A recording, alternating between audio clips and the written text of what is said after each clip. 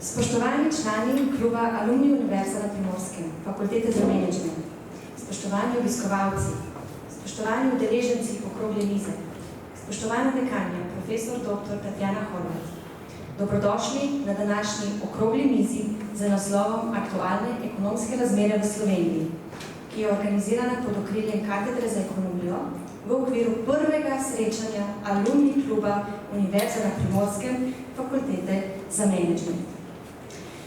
Naša rektorica Univerze na Primorskem, profesor dr. Klavdija Gutnar, je že namenila nekaj besed tudi za Alumni klub in sicer ob današnjem akademskem zboru, vendar je zaradi drugih obveznosti žal že morala oditi. Vas pa vse zelo lepo pozdravljam. Sedaj pa bi prosila našo dekanjo Fakultete za menedžment, izredno profesorico dr. Tatjano Horvat, za nekaj besed. Hvala, Mateja. Spoštovani člani kluba Alumni, spoštovani profesori, vsi visokošolski učitelji, pedagoški sodelavci, vsi nekdanji študentje fakultete, vsi sedanji študentje fakultete in vsi, ki mogoče, če sem še koga pozabila, pa je to med nami in tudi še v prihajanju, a ne v to dvorano. Hvala lepa, da ste se danes odzvali. Živimo v zelo nepredvidljivem času, vsak verjetno že čuti to nekaj časa, če ne drugo, v svojem žepu. Ekonomija se tako letos spreminja, da ne more bolj. In ker imamo na fakulteti zelo močno katedro za ekonomijo, je prava priložnost, da današnjemu dnevu namenimo temo, kot so aktualne ekonomske razmere v Sloveniji. Imeli smo obdobje COVID-a, zdaj obdobje nekih vojn, a ne podražitev, zvišanja obrestnih mer, inflacij in tako naprej, javnega dolga, vse države v Evropski uniji z zelo visokim javnim dolgom, tako da mislim, da je več kot priložnost primerna, da naša katedra za ekonomijo potem tudi nekaj pove, a ne kakšna je situacija in kakšno je njihovo videnje za prihodnost. Dala bi pa besedo še našemu predekanu za kakovost, ki tudi pokriva področje promocije, da nekaj besed, kot bi rekla, ekspertno glede Alumni kluba pove. Prosim, Armand, prideš k meni. Hvala, dekanja.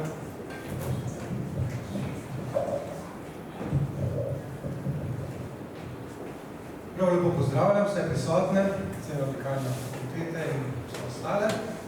Veliko čast in veselje mi je, da vas lahko pozdravim v tej lepi priložnosti. Ta dan je zelo pomemben. Ponuja nam možnost, da se spet srečamo po toliko letih. Alumni lahko opazite različne spremembe, skozi katere šla fakulteta v zadnjih nekaj letih, še posebej krasne nove prostore, v katerih smo se danes zbrali. Z aktivacijo Alumni kluba tudi formalno spostavljamo novo tradicijo ohranjanja stikov in tkanja mrež novih poznanstv. Daje vam priložnost, da se smirite s svojimi nekdanjimi učitelji in drugimi zaposlenimi. Vem, da se čas ne ustavi za nikogar in da je potreba precejšnja odločnost vzeti si nekaj uric iz svojega natrpenega urnika, da ste tukaj z nami. Zato se vam tudi iskreno zahvaljujem. Upam, da bodo postala naša srečanja tradicionalna in se bo število udeležencev na podobnih dogodkih krepilo. Visoka šola za menedžment je bila ustanovljena leta 1995, se preoblikovala v fakulteto in pristopila k ustanovljanju Univerze na Primorskem leta 2003. Ponudba izobraževalnih programov je rasla, kakor tudi število naših diplomantov, na katere smo izjemno ponosni. K temu je pripomogla predanost naših učiteljev pri poučevanju, prijaznost in pomoč naših strokovnih sodelavcev, kakor tudi vaša želja po novih znanjih. Prizadevamo si za vedno večjo odličnost in vsem vam čestitam, da ste postavili merilo uspešnosti za vse, ki prihajajo za vami. Prejšnji teden smo dosegli še en pomemben mejnik. Univerza na Primorskem je prejela certifikat QS na World University Rankings 2023 v New Yorku za uvrstitev med 25 najboljših univerz na svetu v kategoriji QS Recognition of Employability. Spravi na področju zaposlovanja naših študentov in diplomantov. Letos imamo upisanih 5800 študentov, od tega več kot 1000 iz 56 tujih držav. Fakulteta in univerza sta na dobri poti, da se uvrsti med najprepoznavnejše ter najodličnejše izobraževalne in raziskovalne visokošolske institucije, na kar smo lahko vsi zelo ponosni. Zato se iskreno zahvaljujem za vaš trud skozi ves čas njenega obstoja. Upam, da se kmalu ponovno srečamo. Lepo se imejte še naprej. Hvala vsem.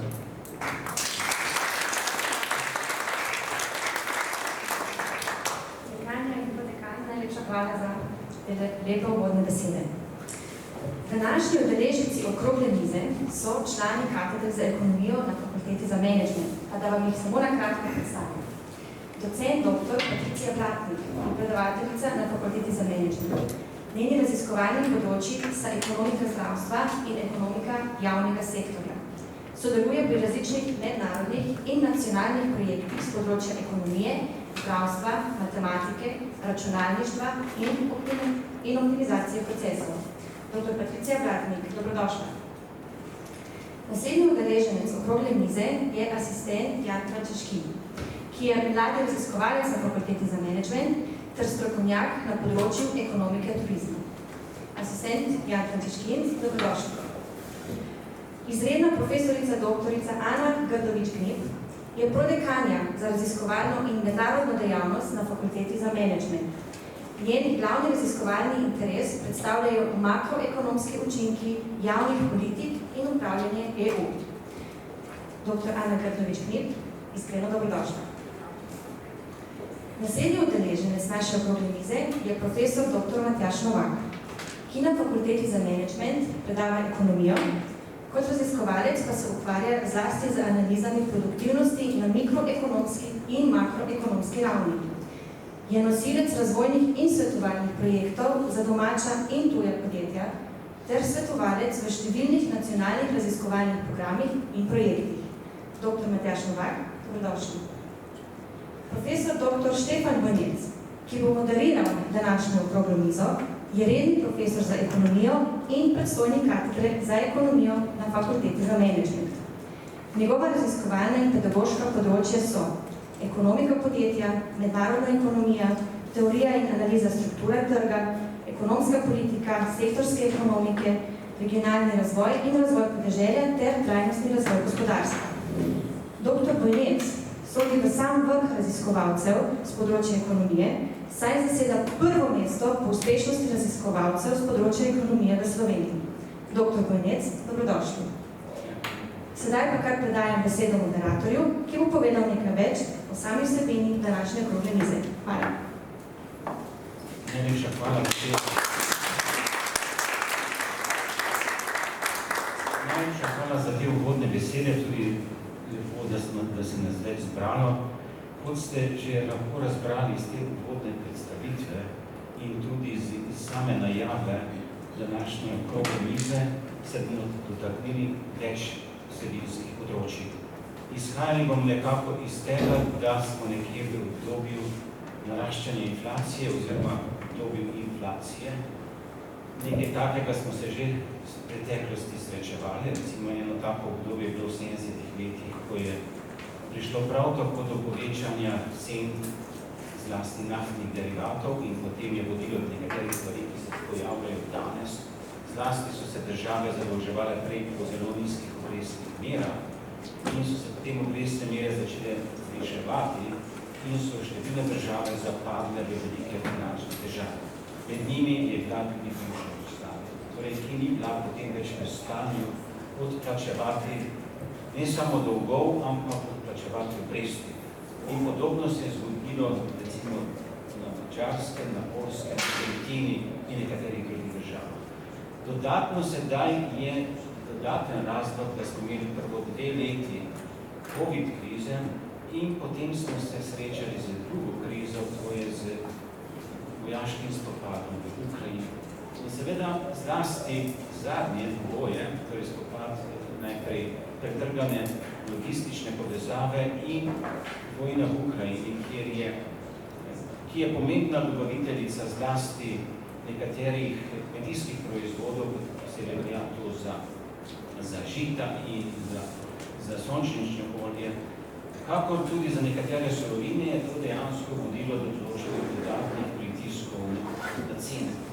Torej, en segment je, ki ga bomo obdelali, je tudi razviden iz današnje vsebine okrogle mize, torej cene, ki so povezane z stroški. Torej, gre za stroški energije, stroški hrane, stroški raznih drugih surovin, ki se uporabljajo kot reprodukcijski material. Drugo vsebinsko področje je dejansko zdravstvo.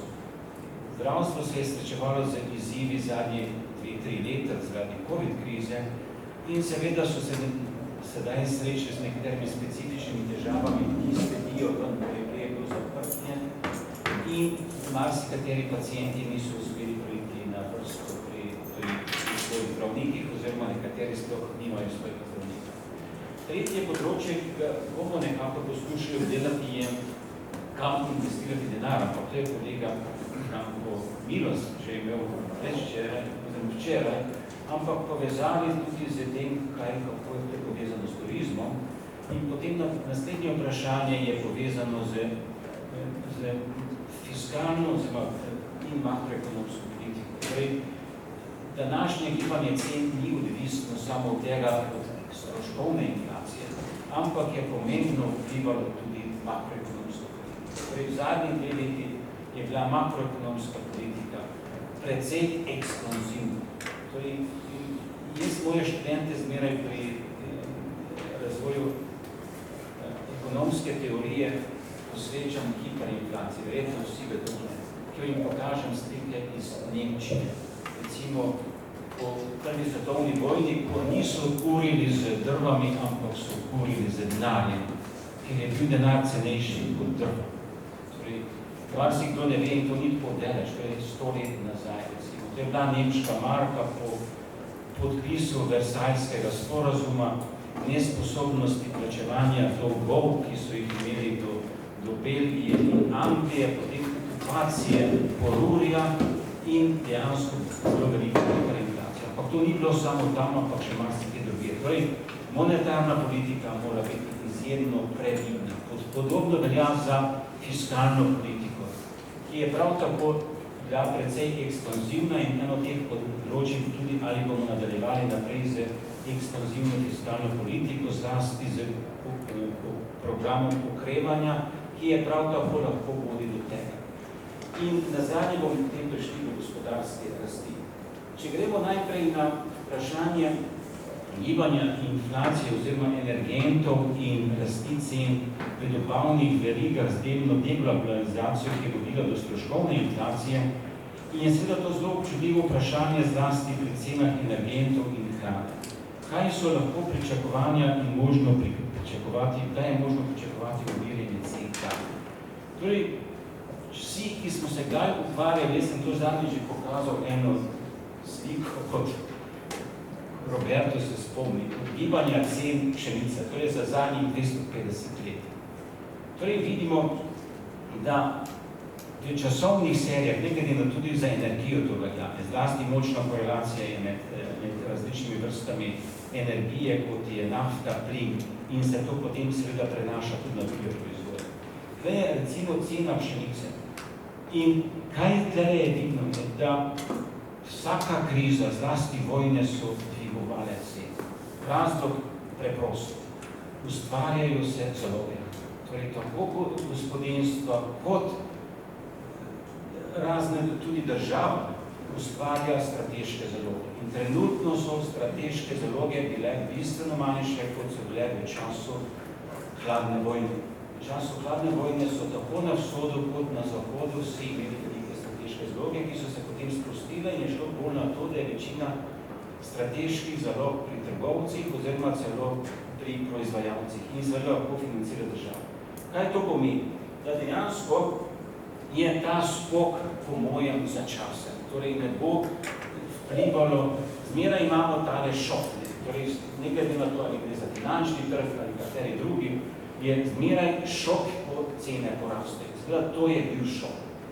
In po tistem, recimo, pride do tega, da se cene začnejo umirjati. Sedaj vprašanje je, na kateri ravni se te cene umirijo. Ali se umirijo na nekoliko višji ceni, kot so bile začetku, ali na približno isti ceni, ampak običajno se te nekje začne prilagajati, ker na to začne reagirati ponudba. Seveda v primeru pšenice in hrane je žetev bila decembra, recimo v Avstraliji oziroma na Južnem polotoku. Delno so ti lahko nadomestile. V določenega izpada je prišlo na območju tega vojnega konflikta. To je dejansko vodilo do tega, da je prišlo. Najslabše zmeraj so pričakovanja. Torej pričakovanja, da bi ljudje začnejo ustvarjati se sami nekaj. Pri energentih je situacija nekoliko drugačna. Torej pri kmetijskih proizvodih, čeprav veljajo nekateri trgi kot oligopolni, je še zmeraj precej konkurence. Pri energetskih trgih je bistveno večja vloga države. In tudi raznih kartelnih sporazumov. Recimo pri nafti imamo OPEC in podobno, kjer je večja vloga države in politika pri tem, kakšne bodo cene oziroma kako se bodo merile. In dejansko cene energije oziroma energentov so tiste, ki najbolj povzročajo negotovosti, kar se tiče stroškovne inflacije. Dobro, če do kakega vprašanja na koncu, se bomo na to vprašanje še vrnili. Jaz bi zdaj šel naprej na zdravstvo in sicer v času COVID krize se je pozornost osredotočila na zdravstveni sistem, dolge čakalne vrste in dostopnost. Ali lahko pričakujemo tudi, da se bo COVID kriza ponovila v jesen?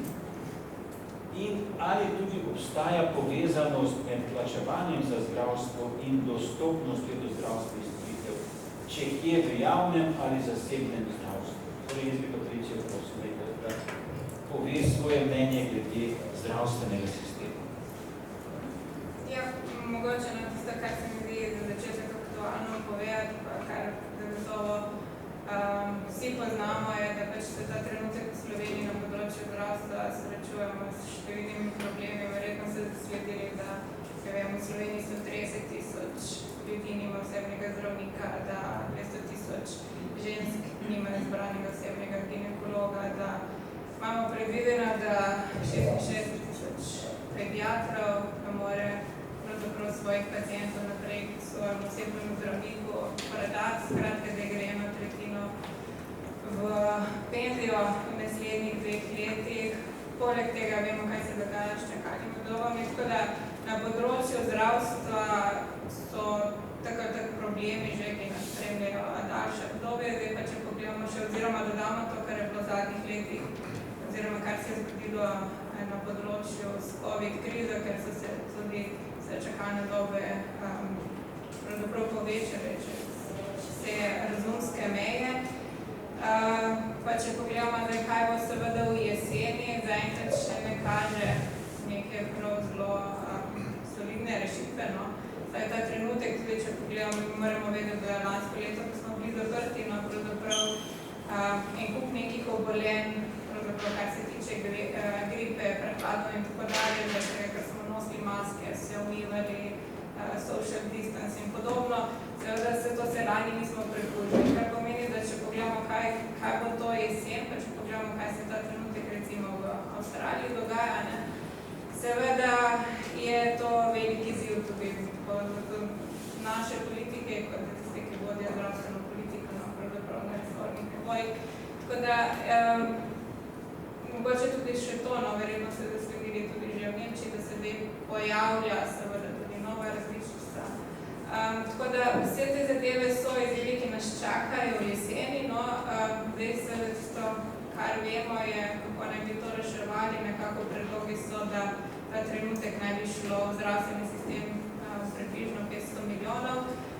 Moje pomislike seveda ta prvi so na mestu, seveda večji v sistem, samo date dodaten denar, pa ne veste, kaj boste s tem denarjem dobili oziroma na kak način ga boste potrošili, kaj ga boste vložili.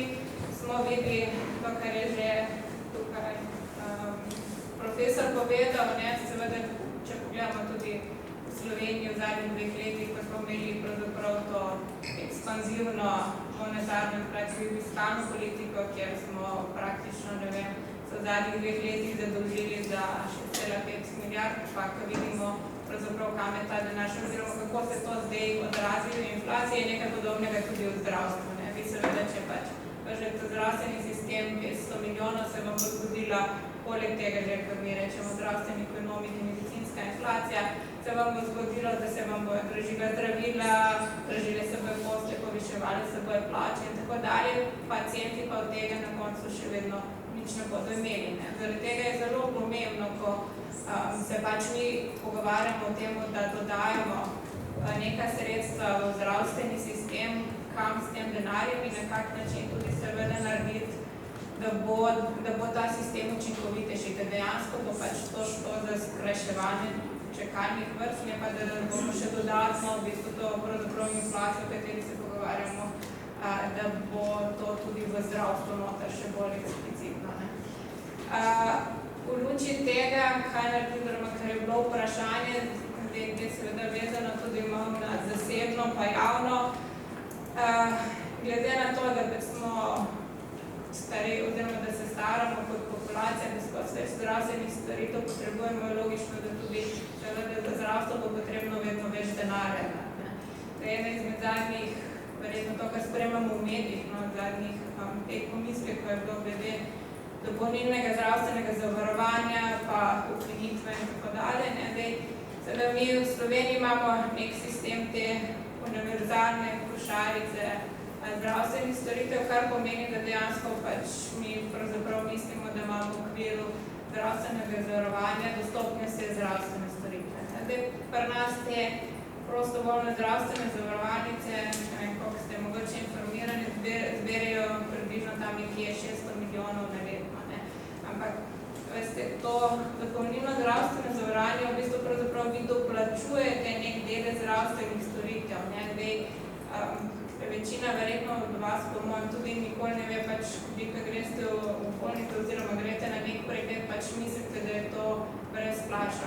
To v bistvu dopolnilno zdravstveno zavarovanje vam doplačuje tisto storitev, ker pa v okviru osnovnega zdravstvenega zavarovanja vi dobite recimo neko storitev plačno, ne vem, 70-80%, ostalo krije potem dopolnilno zdravstveno zavarovanje. In seveda smisel tega je bilo, da pravzaprav ta doplačila gremo z tega vidika, da seveda ni, da v bistvu pravzaprav potrošnik, oziroma govorimo o zdravstvenem sistemu, pacient, ko prihaja do seveda, oziroma ko rabi neke zdravstvene storitve, da ve, da ni vse pravzaprav po domače povedano zastonj. Da vi, ko greste zdravniku, da vi, ko greste v lekarno, da pač to nekaj stane. Problem slovenskega zdravstvenega sistema je bilo v tem, da so bila ta doplačila prevelika, seveda, ker so bila prevelika, so potem v bistvu uvedli ta unikum v Sloveniji tega dopolnilnega zdravstvenega zavarovanja, da pa se zaveda naenkrat pojavlja problem, kaj s tem narediti, pa ukinitvi, solidarnosti, pa tako dalje.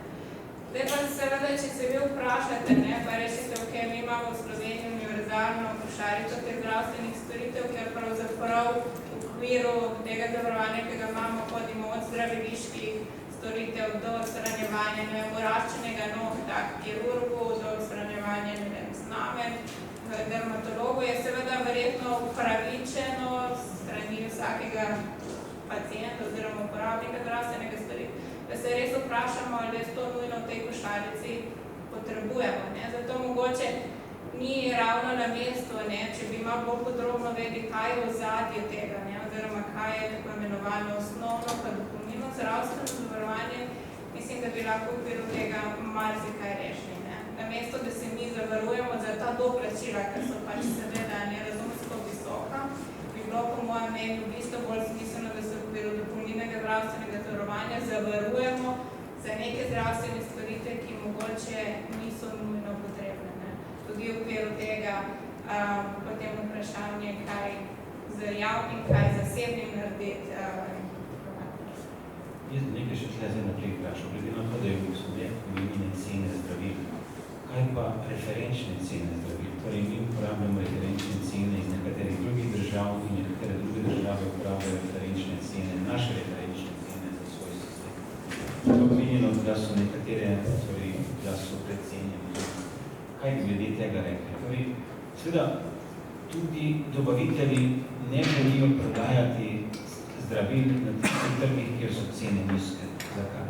Če so te referenčne cene na nekem trgu nizke in se te koristijo kot referenčne cene na nekaj drugih trgih, pomeni, da morajo cene znižati. Torej, ne samo na tem referenčnem trgu, ampak še nekaj druge Tako da gre za dokaj. Zdaj, drugo vprašanje pa s tem povezano tudi, da so nabave zdravil običajno navezane na dokaj tradicionalne dobavitelje. Torej, zelo omejeno število dobaviteljev. V svetu jih je cel kup, ampak se običajno nabavlja iz zelo ozkega obsega dobaviteljev. Torej, kaj bi rekli glede tega? Torej, prvo glede višine referenčnih cen in drugo glede razprašitve dobaviteljev na, ne samo, da so to evropski dobavitelji, ampak recimo, da vem, da so tudi iz Japonske ali ZDA ali drugih držav. Torej, naši farmacevti glavno ne poznajo preveč dobaviteljev, ki so na voljo v svetu. Ne vem, koliko ste spremljali, no pač v medijih je bilo kar objavljeno zdaj prejšnji teden, ko je pač seveda lekarniška zbornica šla v eno tako skupno, temu reč, nabavo zdravili in kaj se je pravzaprav zgodilo, da prvo stvar, ko so tukaj določili, so rekli, da 95% od tega, kar naj bi oni na račun tega skupnega javnega naročila prišparalo, naj bi šlo seveda dobičkom lekarnom posameznim. 5% pa naj bi se potem vrnilo na ZZS oziroma tistemu, ki je pravzaprav plačnik zdravstvenih storitev. Če ste malo tam pogledali, to se pri nas je več manj, ko imamo recimo, ne vem, kemofarmacija, Salus oziroma samo Labor, to so eno isto, pa. In seveda, kako vi pogledate, da imate pravzaprav 3 ponudnike, ki se prijavljajo na razpis za zdravila za celotno Slovenijo, potem je tukaj, mislim, da ne rabimo se dvakrat vprašati, zakaj se dogajajo zadeve, ki se jih poznamo, ki jih je tudi profesor pred malo omenil.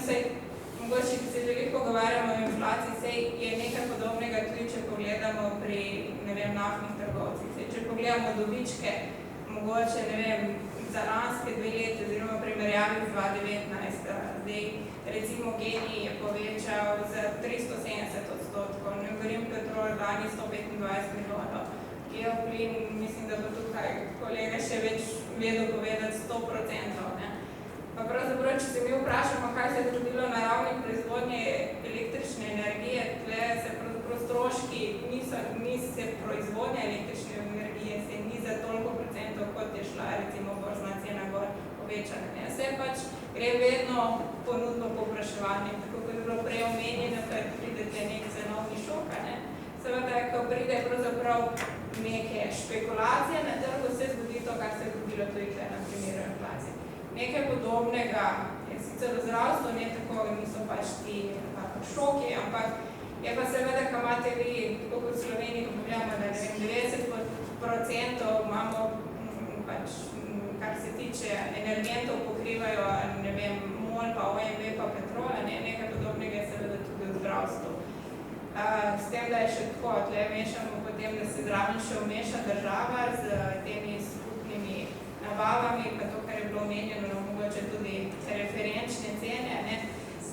Zdaj še bolj zanimivo, ne vem, mogoče za tiste, ki se malo s to tematiko malo manj ukvarjajo, da pri nas je sploh tako, da recimo neka bolnišnica, ki želi kupiti neko določeno zdravilo, ne more iti v Krko in reči, in prije tudi nima reči, jaz pa bi direktno od vas zabavljati zdravila, ne, vi morate obvezno iti preko posrednika, kar pomeni, da vi morate obvezno bodi si imeti kemofarmacijo, samo laborja, pač kogarkoli. Seveda, ko imate vi vmes posrednike in ko imate jih pač relativno 3-4 v Sloveniji, tako kot jih imamo, se zadeva dogajajo tega se.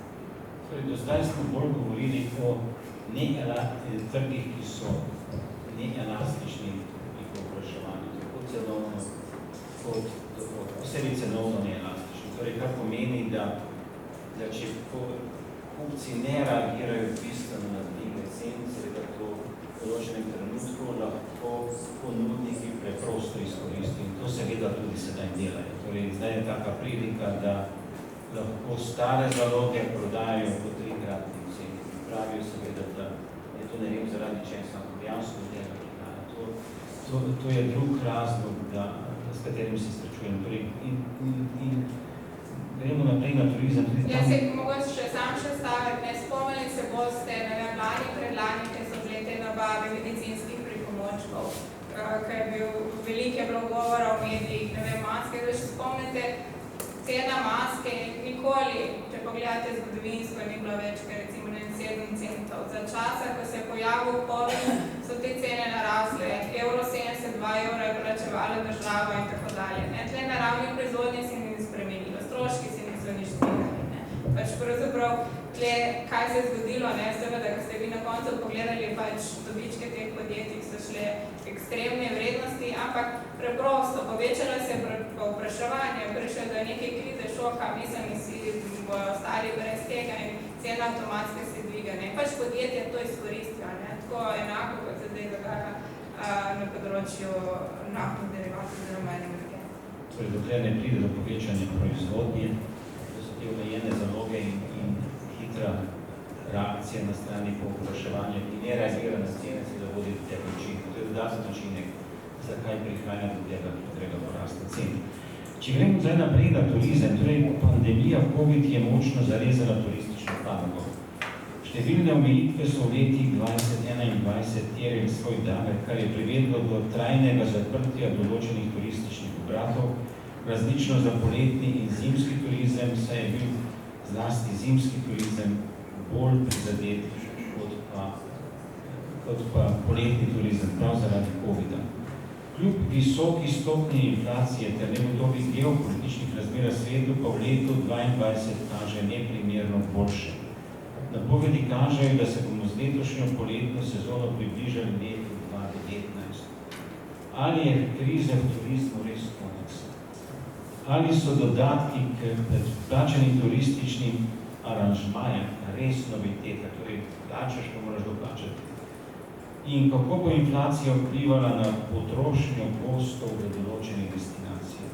Kako bo na turistično sezono vplivala kriza v letalski industriji?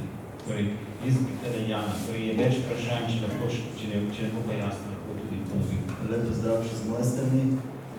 No, moramo povedati, da v Sloveniji, tudi v svetu, je bilo pred krizo, je bila prosperiteta, globalizacija, hitro smo prišli lahko z enega konca sveta na drugi konec sveta. V Sloveniji nekje od leta 2014 do 2019 smo imeli vsako zaporedno leto, rekordno leto, se pravi tako števila prenočitev kot števila prihodov. Veliko smo stavili na tuje goste, tukaj mislim predvsem goste z Azije, tudi dobri ruski gostje. In to je prišla COVID kriza, ki nas je v bistvu vse presenetila. V turizmu je bilo tako, da je v obeh, rečemo, sezonah slabše odnesla zimska sezona, se pravi, po zimi je bilo vse zaprto. Tukaj so tudi veliko vlogo odigrale omejitve, se pravi, vsaka država je postavila svoje pogoje za vstop.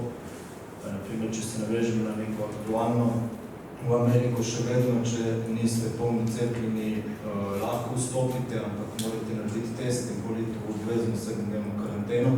Se pravi, še vedno ni, da lahko prosto pridete.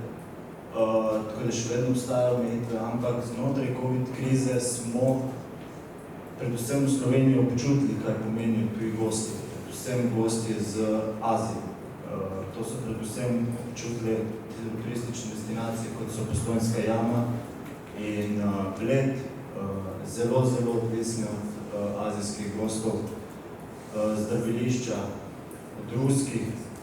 Je pa res, da smo v Sloveniji več kot v 50%, se pravi vseh prenočitev pravijo gosti iz Italije, Avstrije in Nemčije, ki so pa tekom krize še vedno prihajali v Sloveniji, tudi v poletni sezoni.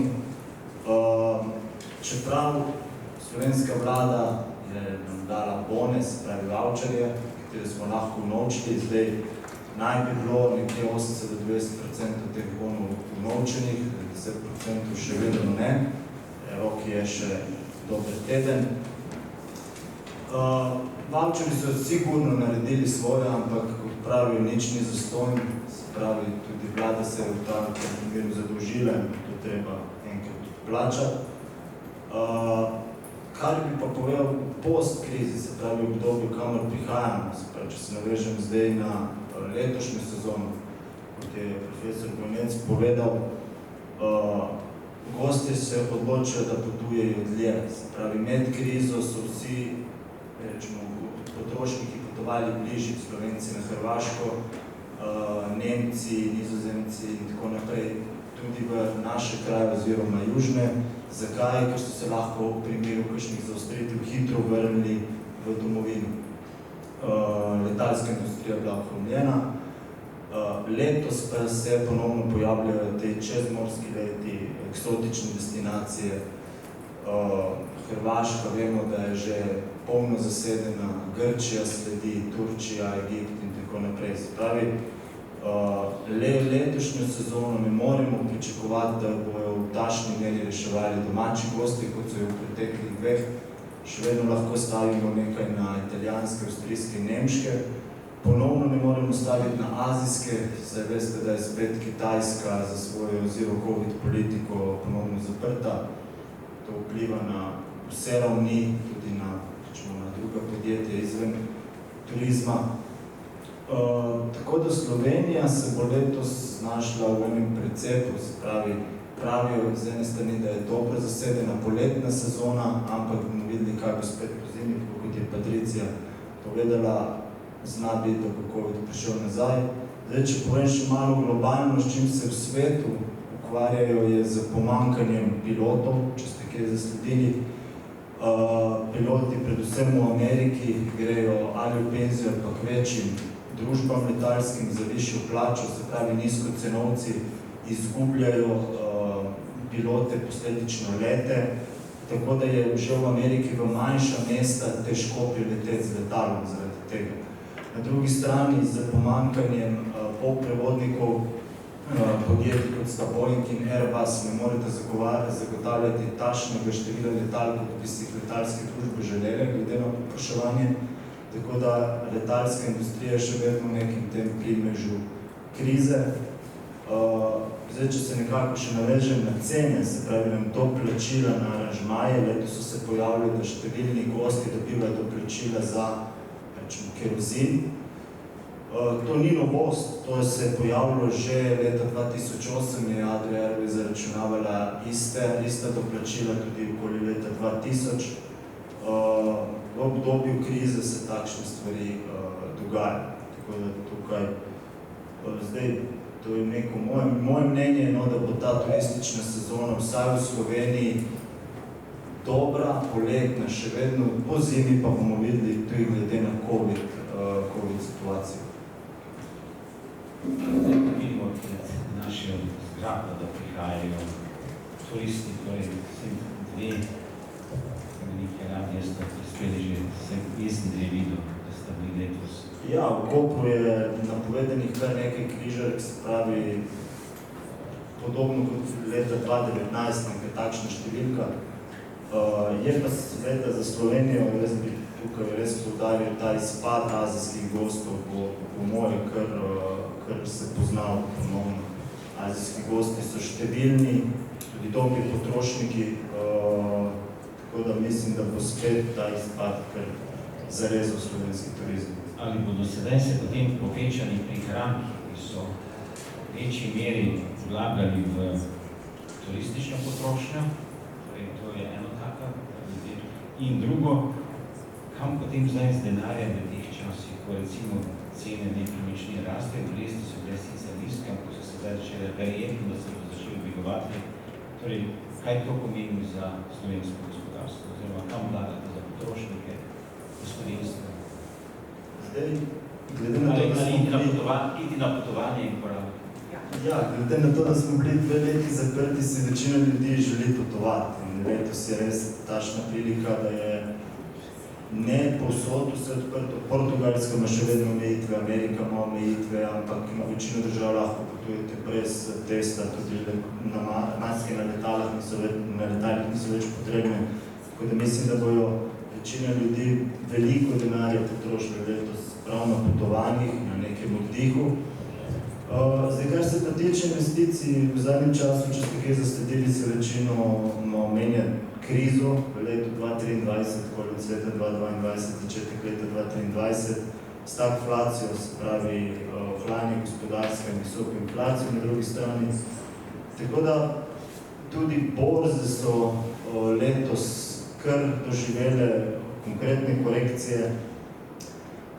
Sinhronost centralnih bank, ki je bila pred letom 2000, se pravi pred COVID krizo, ni več enaka, se pravi, vsaka centralna banka reagira drugače. Fed ameriška je že stopila konkretno na ročno zavoro, zdaj naša Evropska centralna banka še nekako okleva. Tako da kam vložiti denar je zelo, zelo težko vprašanje in tukaj mislim, da je najboljše potrošiti na dolgo dopust. Hvala lepa.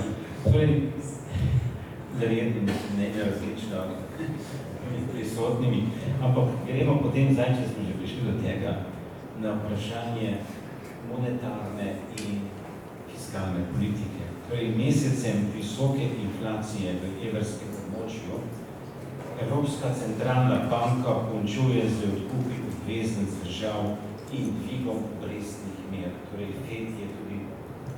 FED je ameriška centralna banka zviša obrestne mere prav danes zaključene. Ali bo zaostreni monetarni politiki sledila tudi bolj zaostrena fiskalna politika, ki bi lahko vodila do zmanjšanja potrošnje in investicij? In naprej, ali se lahko inflacija prenese v rast plač in v inflacijska pričakovanja?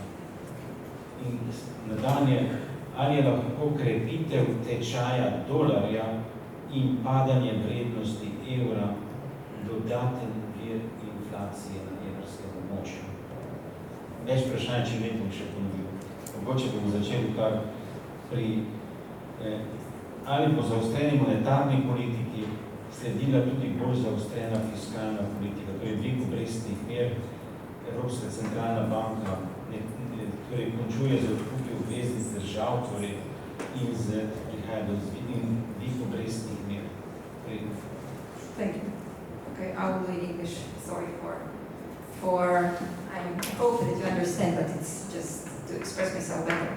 When I was just a small digression at the Central Bank Conference in Ljubljana, or Bank of Slovenia, and then when I saw that Egon Zakrajšek is basically a Slovenian native speaker speaking in Slovene, in the English among Slovenians, I said, okay, then I should be relaxed also to speak as not being Slovenian among Slovenians, so I hope you understand.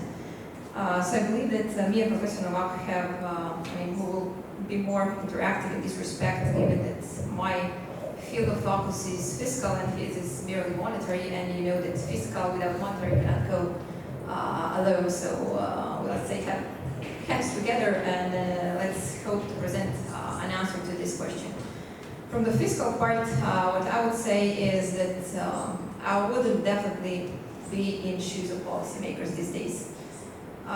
So many challenges that go beyond inflation at the first point. So if we think on 2017, it seems like signing a devil's treaty, but where it should be a treaty to paradise, when all our economies basically joined what was United Nations strategy in terms of sustainable development and sustainable development goals, where we fostered many things, how they should be diverse or how they should be different in the future, such that we safeguard everything that we can for our next generations. And then, so being that, like, let's say, already a good pressure or a burden which is high for public finances in terms of green transition, sustainable transition that we all expect, first the pandemic hit as another burden which, let's say, changed the pace towards our sustainable change and green and digitalization. So at first that as another burden on public finances, given all these expansionary measures that many economies, as well as Slovenia, as others, took to safeguard first jobs and workers, so employers and employees, which at the day of today increased the public debt. We had, let's say, a sort of help from the EU side these days compared to the last crisis in 2008-2009, given that the fiscal rules, which, let's say, a sort of limits that we have in terms of doing fiscal policy on a national way, were suspended. So this was like a hand of help toward the national economies. However, knowing that one day they should be retreated back. So expecting that to be taken back, so first question in policy making is now, Whether are we gonna, in terms of fiscal rules, go back to the same level that we had, so 60% of debt, which is relatively or unlikely to happen in a close 5 to 10 years, given the burden that we currently have due to COVID first. And on the other hand, so having that burden as a limit to, again, keep up with the pace of sustainable growth and sustainable development. So that's sort of like two strands of things which in many things are contradictory. So they do not go hand in hand for the governments, also for the policymakers. Now, a third thing, so inflation as well as the war that is coming in put additional pressure, or if you wish, so with part of inflation, or what should we do, so as a central bank, so we have seen that, for example, Lagarde is, let's say, lagging behind US, okay? So we had just only one restrictive measure so far in terms of increasing the interest rates compared to the US, that they have done it twice, although Madame Lagarde said that in September we should expect the second increase in interest rates. Why is that so? So another discussion eventually that might diverge in terms of opinions of the academics, researchers, as well as policymakers.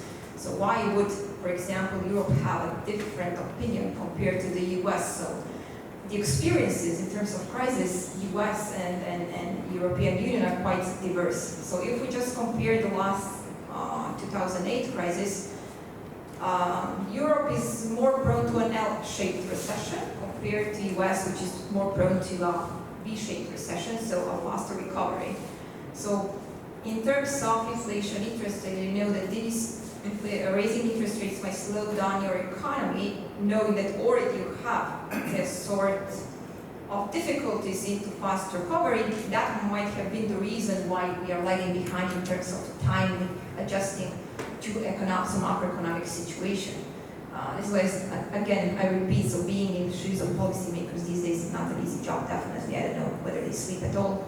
I wouldn't, but eventually I'm completely different from my personal perspective, that I wouldn't take that job at all. So having in mind the fact that doing certain policy steps, you might slow down the expectations. So another problem in Europe as well as in the US is in terms of inflation, that it is basically the core inflation that's we had witnessed a strong or substantial, significant increase compared to the other elements of price changes. So having that in mind, and you know that anchoring the 2% eventually is not realistic, so how that will change the expectations, because you know expectations is then, let's say, a basis to do all kind of investment decisions as well as in the micro level, not only in terms of first, so tourism, but also in terms of us being customers as well. As the question, what should we do with our money now? So inflation can then, expectations in terms of inflation can change our behavior. The same logic happens when they project GDP. So they're usually a bit more optimistic than what the reality is, just to keep, let's say, the money going on into investment and into consumption, increasing inflation this way. So changing also the returns as well as the expectation affects then our behavior and slowing down of consumption and investment. Public policy should invest. So the history of research says that public investment is the best that you can do being the government. So green, sustainable stuff that we need. So we should invest the money within these kind of fields, because investment is not only, let's say, a booster to economic growth, but it's also the best way to make your public debt converge to sustainable levels. Okay, so another double-bladed thing. So if we invest in what to invest, so how to do it within this altering expectation inflation situation. Okay. So I don't know. I haven't. You mentioned about interest rate and inflation expectation. Ja, Torej, glede obrestnih mer in inflacijskih pričakovanj je bilo nekako omenjeno sedaj, torej se strinjam s tem, da to vodi na način. Kaj pa tečaj? Recimo, tečaj dolarja se je v zadnjem času krepil glede na evro. Evro je izgubljal vrednost v primerjavi s dolarjem. A se del inflacije na evrskem območju tudi napaja z rastjo vrednosti dolarja. Recimo sedaj, če uvozimo za $100 nekaj, kot prej moramo plačati več. Torej, tisto, kar se iz ZDA odvaža, prihaja uvozna inflacija. To be honest, not tracking the exchange rate, what's going on. As many things also, to be honest, given that, I mean, just when you read the news, more of the pessimistic things that you see, then you're already depressed about what is going on around and thinking more than that is even worse. But Kar lahko pričakujemo je, da bo več turistov iz ZDA prišlo v Evropo in manj Evropejcev prišlo v ZDA. Torej bo večja potrošnja turizma v Evropi. Če se bo tako tečaj nadaljeval, torej za Američane sedaj postaja Evropa cenejša in za Evropejce postaja ZDA dražja. given that they still have those measures, I don't know whether they're coming here and they're going back still. They also need to conform to Torej, zdaj lahko 7 pričakujemo days. več ameriških turistov mogoče v Evropi in tele kar prihajajo že s tem mladi, mogoče so to že ameriški turisti. My personal opinion is that I don't expect more Americans. Tudi v Ameriki se stvari držijo, no, če tudi pogledamo... Tečaj je pa zdaj drugačen. Tečaj je drugačen, ja. Za Američane je življenje postalo zelo, zelo drago. Tako da... Se mogoče samo to, no, pač v Ameriki vseeno imamo jedrna inflacija, ki je čez 6%, ne, recimo v Evropi je, le mogoče še, nismo še tam, ne, treba tudi mogoče, zakaj je Evropska centralna banka nekoliko zaostaja za Fedom, ne, če ste pogledali zadnje podatke, kar je bilo, kot so dvigali samo za 0,25 bazičnih pač obrestno mero, ne, se je pravzaprav cena za zadolževanja držav, recimo, ne vem, Italija je preskočila čez 4%. Pogledamo, recimo, ne vem, tudi države, recimo, ne vem, Španija, Portugalska, Grčija, Italija, ne, recimo v Italiji je narasel dolg bruto domačega proizvoda iz 120 na 160%, ne, in seveda vi, ko vidite, koliko imate ranljive države članice, ne, in ko ste jih dvignili samo prvič, pravzaprav letos, ko je dvignila centralna banka obrestne mere, se je videlo, kaj se je zgodilo, ne, pač to se bojijo, ne, in seveda recimo tudi FED je pravzaprav prekinil odkupovanje vseh obveznic, ne, medtem ko so zdaj že v Evropski centralni banki rekli, da bodo za ranljive članice pač reinvestirali, ne, tako da je nekoliko drugačna zgodba, ne, tudi če primerjamo Ameriko, pa oziroma če primerjamo ameriško inflacijo pa evropsko, je nekoliko drugačna, zato tudi drugačne politike FED-a in Evropske centralne banke. Lepo, torej gremo naprej, torej Patricija je prva že nekaj naprej, torej spremenjeni načini poslovanja so izziv na ravni podjetij in na ravni gospodarstva. Ali se lahko pričakuje ohlajanje rasti ali celo stagflacija? In kakšno gospodarsko rast lahko pričakujemo? Torej, ali lahko pričakujemo ohlajanje rasti ali celo stagflacija, pomeni, da imamo inflacijo, pa imamo negativno gospodarsko rast, oziroma kakšno gospodarsko rast lahko pričakujemo, na to, da so se države zelo zadolžile in seveda te možnosti nadaljnjega zadolževanja nimajo, ker je drugače še dodatno napihnjena inflacija. Torej, kaj lahko pričakujemo na tem področju? Hvala, Štefan, dober dan. Kar nekaj vprašanj, če začnem pri tistem, ki je mogoče daleč najbolj interesantno, ker prvič po nekaj desetletjih spet kakorkoli pri tihem se govori o scenariju stagflacije. To je daleč najbolj neželen scenarij, ki ga lahko neko narodno gospodarstvo doživi. Mi mogoče spomnim na to, da se pred nekaj leti v Ameriki zgodil še drug primer, ki ga pravzaprav so učbeniki bolj ali manj izključevali. To je še v času Trumpove administracije pred COVID-om, ko je imela Amerika izjemno visoko gospodarsko rast, praktično, recimo temu, v pragmatičnem smislu skoraj ničelno brezposelnost in zelo nizko inflacijo, smo imeli močno konjunkturo in so cene bile, ni bila dinamika naraščanja cen. No zdaj, predem bi odgovoril na to scenarij stagflacije, katerega jaz mogoče vam manj verjamem, bi se še dotaknil nekaj, kar Jana povedala. In sicer, da noče biti tistimi, ki bi kreirali ekonomsko politiko, ker bi povzročila globokol. Je res, ampak vse z mojega vidika ne zaradi tega, ker bi rekel, eksperti za ekonomsko politiko ne bi vedeli, kaj narediti. Večji problem je, ker se v trenutnem času težišče preneslo iz ekonomske politike na politično ekonomijo. Če ste poslušali, vsi sogovorniki so govorili o nestabilnosti. In to se tudi vidi na vseh teh trgih, kar se zdaj dogaja. Gre za izjemno burne odzive na kakršnekoli ukrepe ekonomske politike, se pravi recimo te stroke. Kar pač pomeni, da smo v nekih izjemno turbulentnih okoličnih makroekonomskih delov. Problem pa v tem, da glavno besedo nimajo nosilci ekonomske politike, ampak imajo nosilci politične ekonomije. Zdaj, ker je večji del teh rizikov je zdaj pač, ker smo v Evropi iz konkretnega vojaškega konflikta med Rusijo in Ukrajino in to neposredno prizadane evropsko gospodarstvo. Za tega še bolj multiplicirano za raznih ukrepov, ki so pač potem v ekonomskem smislu sprejeti in še bodo sprejeti. Glede, recimo, kadar imamo mi obdobje ali pa tveganja gospodarske krize, ki je dejansko izhaja iz ekonomske podlage, kar je pa recimo 2008-2009, ki se potem v Sloveniji potegnilo 2015. Ja. Takrat politična ekonomija ali pa nosilci politične ekonomije logično reagirala.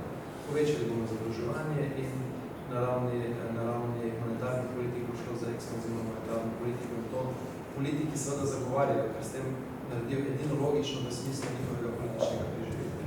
Zdaj pa je obratno. Zdaj pa je morali politiki v mednarodnem smislu zagotoviti stabilnost in to bo mnogo težje. Če govorimo v kontekstu Evropske unije, še toliko bolj, ker je to neko zelo heterogeno ekonomsko in politično področje, ker je že, da prideš do konsenza, da prideš do ukrepanja, traja nekaj sej sveta Evropske unije. Potem da pride do nekega kompromisne rešitve. Kar pomeni, da to negotovost samo povečuje.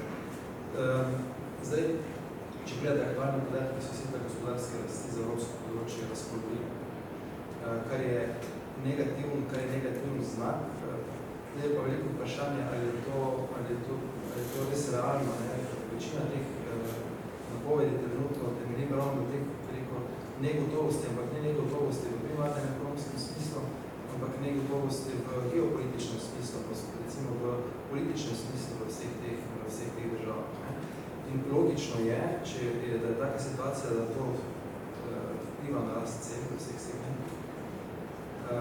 In hkrati seveda nekoliko zavira dinamiko investicij, zavrta dinamika investicij, pa se mu tudi prenese potem v nižanje dejansko dosežene gospodarske rasti.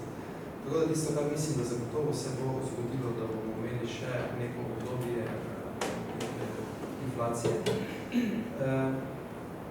Zdaj ne pričakujem pa, da bi ravno nujno moralo priti do negativne gospodarske rasti, ampak recimo, da se je to ustvarilo na neki nižji ravni. Zakaj? Recimo, če gledamo nekoliko parcialno podatke po državah.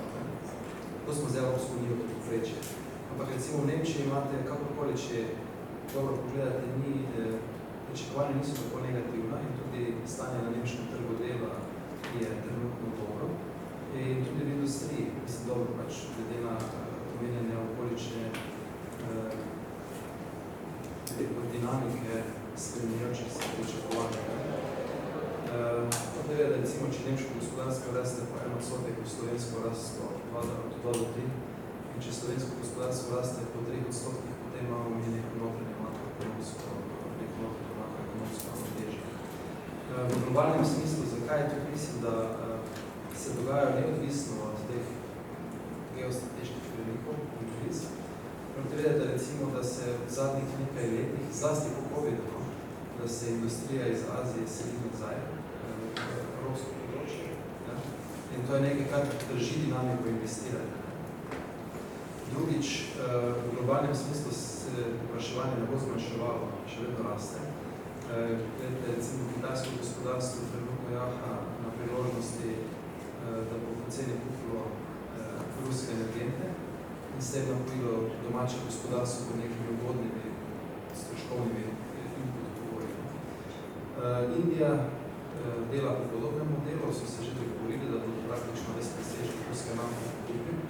In hkrati so že, čeprav vem, sklenili pogodbe, da bodo produkte, se pravi, ki izhajajo iz predelave surove nafte, prodali v Evropi po visoki tržni ceni. Pomeni, da Indija, ki ni nepomembno gospodarstvo v globalnem merilu, bo to ohranilo. Res je, da ameriško gospodarstvo nekoliko kašlja, ampak zaenkrat se to vsej nemškem gospodarstvu še ne pozna. Tako da jaz mislim, da zdaj vsej še naslednje pol leta bo vendar kazalci kazali ne to, kar pravzaprav nam pa dnevno sugerira pričakovanje. Morate tudi vedeti, recimo, če se zakljamo slovenskega gospodarstva.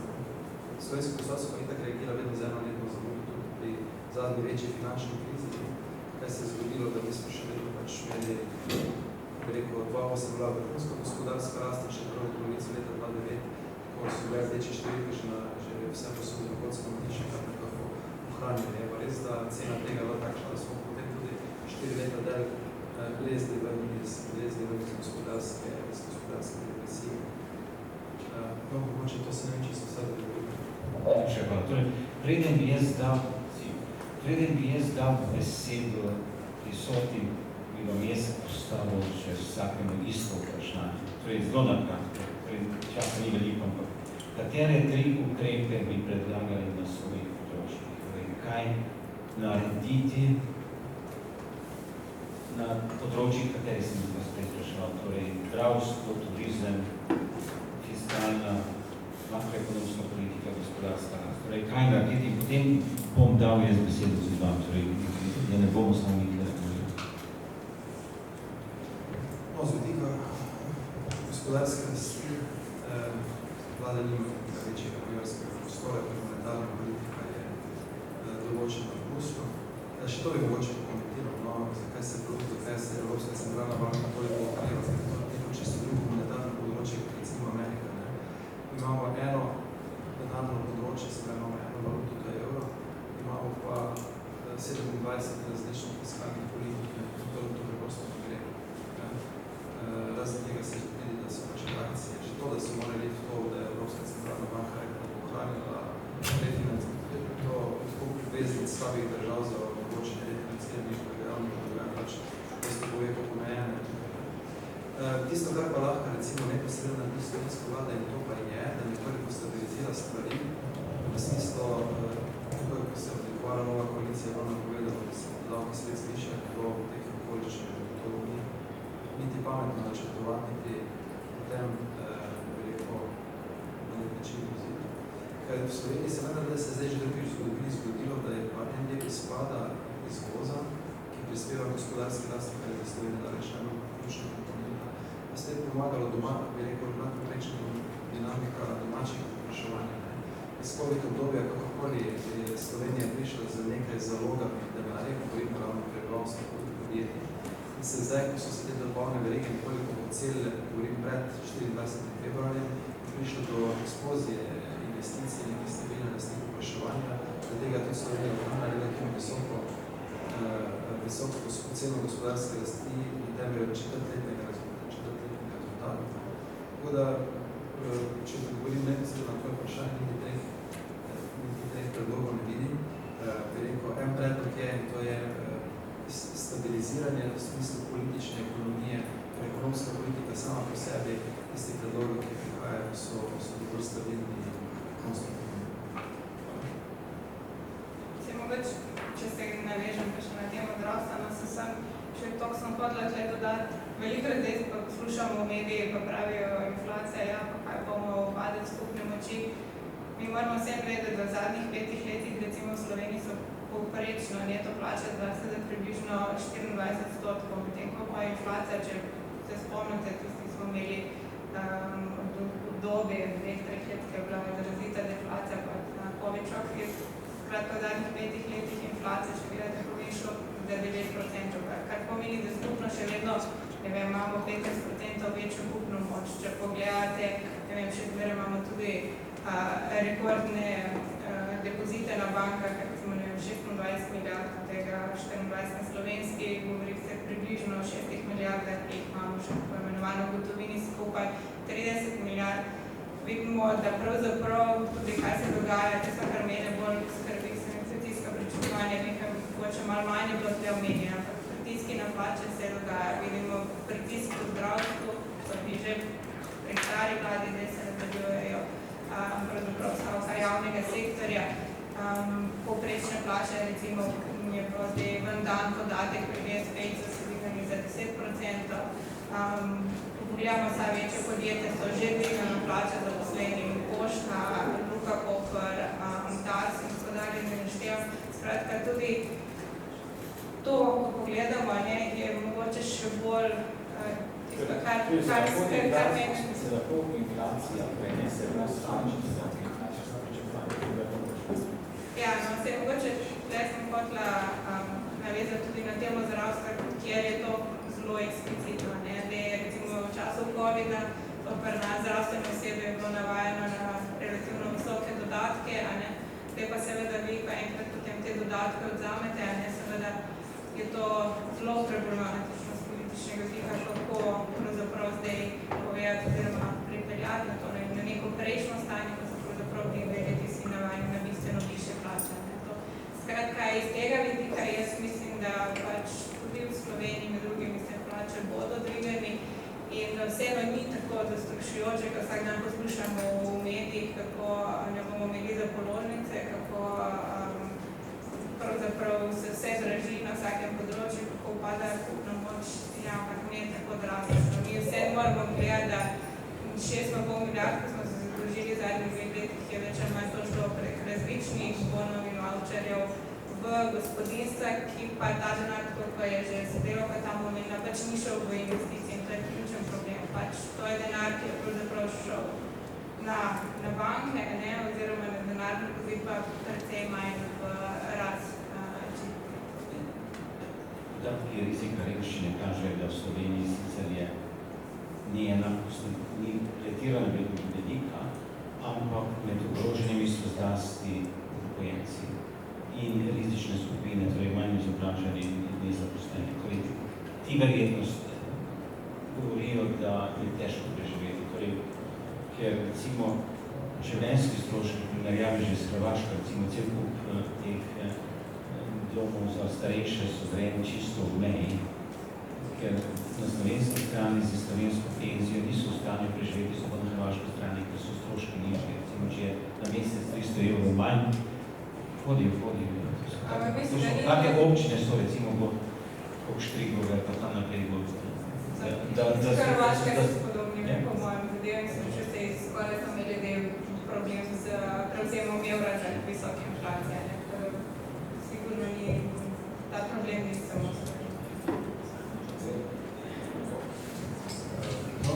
Mogoče sam, kar sem vednost v inflaciji naredili, vendar jaz vedno mogoče malo bolniko ekonomsko gledam. Ker recimo, jaz, če ste skreni, če pogledam svojo potrošnjo, je bila inflacija, ki jaz doživljam bistveno večji od 100%. Moji ključni potrošni komponent je benzin, zaradi nujne mobilnosti, ni ugodno sploh, če pa sprostili, verjetno, da malo ni sprostili, pa gradili materialne. 50% inflacije. To pa je posebna inflacija. Torej, kaj kdo kupuje, tako šalica, ki je za vse, ali pa tisto, kar specifično. Vse podobne je pri starejših, ki se je prej omenili. Tle so tudi specifične storice, ki so potrebne njega in podobno, ker so stroški relativno visokih, pisno višji kot ne vem, na Hrvaškem ali pa na Slovaškem ali pa ne vem, na Polskem. Food is still more expensive in Croatia than in Slovenia, so I'm doing my shopping here rather than at home. Going back to the measures, so as I said, investments definitely is a catalyst of growth. So, and if we want to, let's say, go back to the path of green and sustainable growth, so definitely investment is one that what government should do and what they should foster. If we think about fiscal rules and the fact that going back to the track of, let's say, some sort of limits. It seems, at least, the current agenda says that there will be, let's say, sort of exceptions if you invest into greener. And as a government into greener or sustainable economy, such that then this will not count in terms of deficit limit. Another thing that eventually Slovenia can, for example, take the advantage of is this energy transition, because I mean there was a lot of discussion before in terms of like coal energy, something that we want to avoid due to its CO2 footprint and so on and so forth. So there was also discussion that, for example, TESH should be closed. We know that in the long term we should be better off. In the short term, then you know that you have people that will remain unemployed. You have sort of social costs, which will be quite large for the government, but also for the, let's say, local community. So eventually also going in terms of the nuclear in these days might be, let's say, an argument for Slovenia to, let's say, back up the French policy towards sustainable nuclear energy and being more autonomous and more sustainable in this respect if the investment go down. My Austria opposed.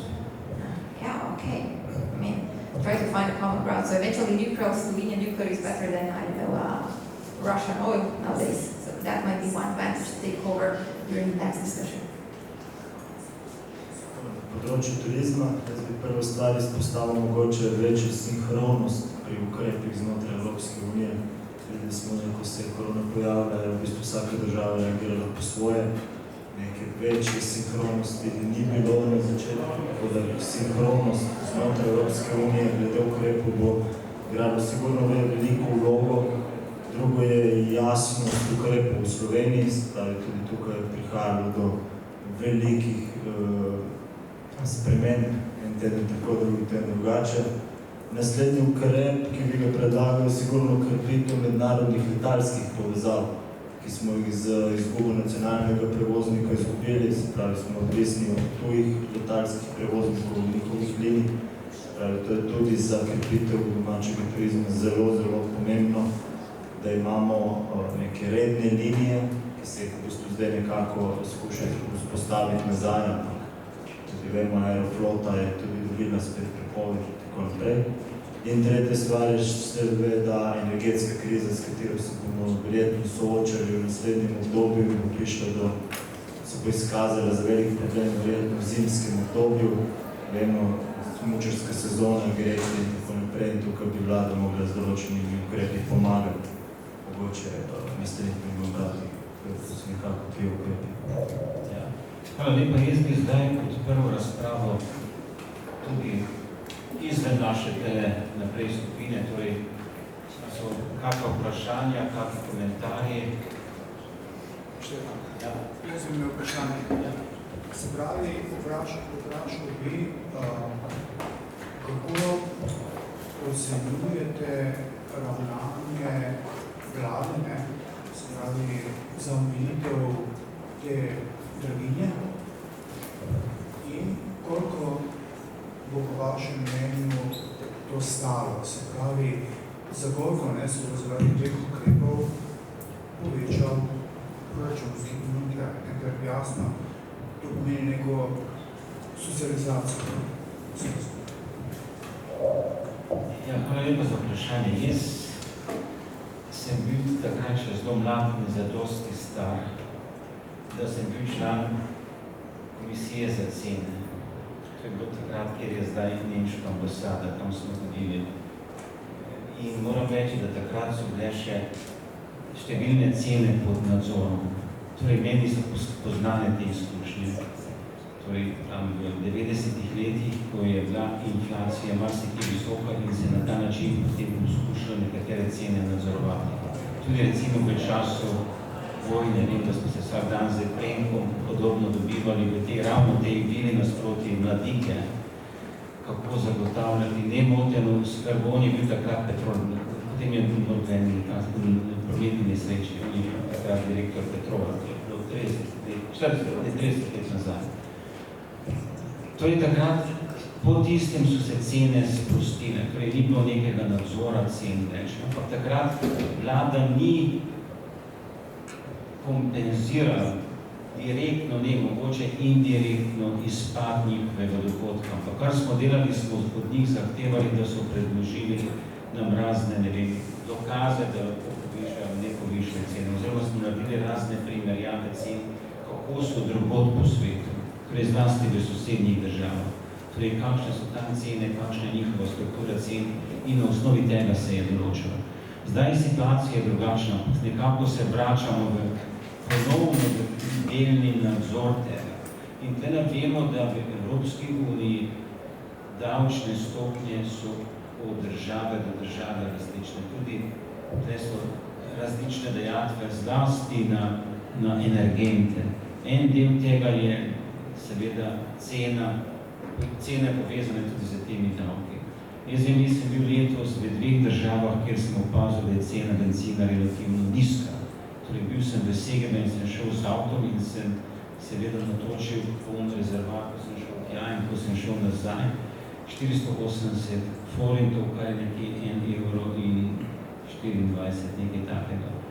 In zadnjič me prav zanimalo, ko sem bil na Malti, sem šel prav na bencinsko pumpo, med potjo, ko sem šel z Gira na MC-da, kjer je univerza, in sem šel na bencinsko pumpo, kakšne so cene. Prav zanimalo je, da so malo višje kot na Mačarskem, ampak so bile malo nižje kot pri nas takrat. Torej, ampak drugje v regiji tle so cene višje. Torej, seveda, tle je prvo glede dobaviteljev, drugo je vprašanje, kakšne zaloge imajo in seveda po kakšnih cenah jih prodajajo. In tretje je tudi, kakšne ukrepe bo določila vlada. Torej, ali bo šla, ne vem, v nek spopad s temi podjetji, da morajo cene nekaj pod določenim nadzorom, kar pomeni, da se lahko uprejo. Jaz vem, mi smo takrat imeli primer, da so za določen čas izklopili elektriko, to se nikoli ni zgodilo, ampak se takrat zgodilo. In je nekako potrebno tehtati med temi, med interesi proizvajalcev, med potrošnikov oziroma različnimi skupinami, kar je Matjaž prej rekel.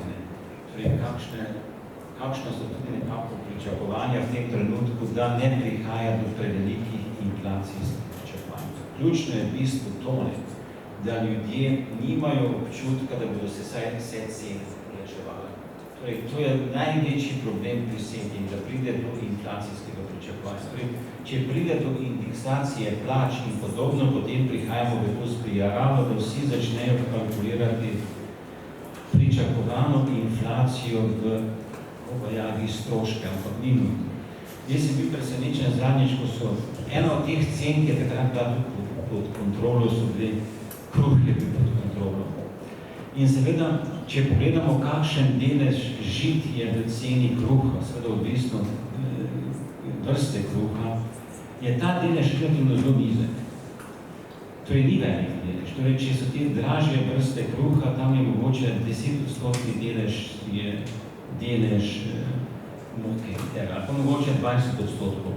Ampak kaj običajno povsod uporabljajo kot argument za povišanje? Ko se cene žit povečujejo, oziroma pšenice, dobesedno povsod poskušajo povišati ceno in je argument, da se stroški višajo. Ko pa cene padajo, pa ne pride do znižanja, torej takrat pa ni reakcije. In to smo mi tudi delali z enimi Ana Sera, on je zdaj na ZDA, ki je bila v Barceloni, oziroma Teresa Sera. In smo več takih študij naredili za različne države in se dejansko to pokazalo. Točno to, kar govorim. Torej, kointegracijska analiza je pokazala, da ko se cene pšenice so povečevale, so se cene kruha povečevale. Ko so cene pšenice padale, cene kruha se niso zniževale. Torej so ostale na isti ravni. Torej, običajno so trgovci oziroma vsi te verigi uporabljajo argument, da morajo podražiti ceno kruha, ker se povečuje cena pšenice. Ampak ponovno poudarjam, delež pšenice v ceni kruha ni tako velik, kot si marsikdo misli. Poglejte kalkulacije, kakšne stroške imajo. Podobno bi rekel za energente. Torej, nekdo mora to pogledati. Jaz na pamet ne moram reči, kakšen je zdaj zobiček petrola, kot bi rekel, da, kot je že bilo rečeno, da vsa ta podjetja zdaj imajo izjemno visoke dobičke. In to zaradi tega, ker je povpraševanje izjemno neelastično, oziroma praktično toliko, zdaj smo se vsi pripeljali za avtomobili, ne glede na to, kakšna je cena benzina, torej cene, torej potrošnja se bistveno ne zmanjšuje, medtem ko cene rastejo. Vse podobno se je zdaj zgodilo z vrednostjo ruskega izvoza v Evropo. Oni so prodali manj kot običajno, ker so se cene bistveno povečale, torej cene so se bistveno bolj povečale, kot je padla količina izvoza in se njihov prihodek in dobiček sedaj v času vojne bistveno povečal. Torej, nekaj takega se dejansko zdaj zgodilo. Torej, so manj izvozili plina in nafte, ampak so cene, torej, če se je zmanjšalo za 1/3, so se cene povečale za 3-krat in se je dobiček povečal. To se je zdaj zgodilo. Mogoče sem to kot zanimivo se vidi danes, kaj se je zgodilo, ker so plin v Nemčiji za 60% so ostali. Če pogledate graf, kaj se je zgodilo s cenom plina, pa... To je torej neelastično povpraševanje in seveda, to vemo z ekonomiki, študente učimo, torej neelastično povpraševanje, kaj se, če ne reagira, se poviša cene in gre dobički gor. Vse marsi, kje zdaj delajo v turizmu za sobe, jaz sem zadnjič hotel videti v Malago, sem že imel vse urejeno, mi je kolega z Univerze Malagi napisal, da so hoteli 100 evrov, ko sem jaz hotel naročiti, so hoteli po 200-300 evrov. Sem rekel, ne grem. Saj 5 minut, veliki so se pogovarjali. Torej je bilo že vse zmenjeno, vse karte in vse ne zaradam, pa so mi kazali v Malagi, sem rekel, to pa ne grem. Jaz sem že bil v Malagi, jaz poznam Malago, cele dnevno bom tam učil na neki doktorski šoli in si še plačeval za hotel. Če pa grem stran, bolj 30 km, tam bi dobil bolj primerne cene, ampak me spet taksista dan bolj, bi še slabše sposlišal. Franko, bi se bil dovolj, zato se jih tam pravda.